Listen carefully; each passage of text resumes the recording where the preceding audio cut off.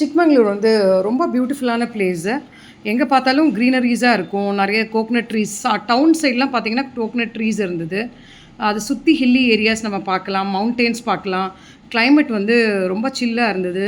அந்த சிக்மங்களூரில் உள்ள லேக், எஸ்பெஷலி இந்த லேக் பார்த்திங்கன்னா ரொம்ப ஈவினிங் டைமில் ரொம்ப ரம்மியமாக இருந்தது.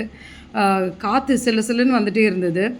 அண்ட் கிளைமேட் ரொம்ப அப்படி கூலாக இருந்தது. ஜூலை டைம் வந்து மழையும் கூலாகவும் இருக்கும் கிளைமேட். ஸோ நீங்கள் ஜூன் ஜூலைலலாம் எப்போவுமே இங்கே வந்து ரொம்ப கிளைமேட் ரொம்ப கூலாகவும் ரெயினாகவும் இருக்கும் அப்படின்னு சொன்னாங்க. 6 months in a year வந்து எப்போவுமே நாங்கள் சிக்மங்களூர், கூர்க் இதெல்லாம் எப்போவுமே மழையாக இருக்கும் அப்படின்னு சொன்னாங்க. வீக்கெண்ட் பார்த்திங்கன்னா சிக்மங்களூர் எப்போவுமே ரஷ்ஷாக தாங்க இருக்குது. ஏன்னா இந்த கர்நாடகா அண்ட் பெங்களூர் நியர்பை பீப்புளெலாம் இங்கே வராங்க. அவங்களோட வீக்கெண்ட்ஸை ஸ்பெண்ட் பண்ணுறதுக்கு இங்கே தான் வராங்க. ஸோ வீக்கெண்ட்ஸில் நம்ம நிறைய டிராஃபிக் எதிர்பார்க்கலாம். வீக் டேஸ் தான் ஐடியலாக இருக்கும் நீங்கள் சிக்மங்களூர் விசிட் பண்ணணுன்னு நினச்சிங்கன்னா.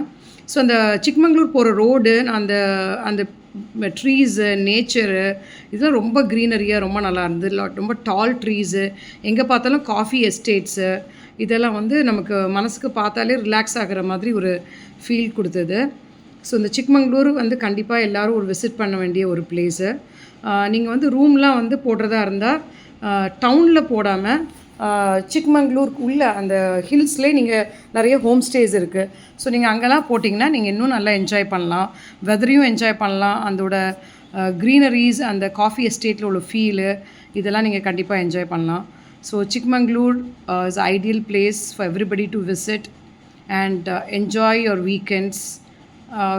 ஸோ அது கண்டிப்பாக எல்லோரும் சிக்மங்களூர் போங்க, என்ஜாய் பண்ணுங்கள். தேங்க்யூ.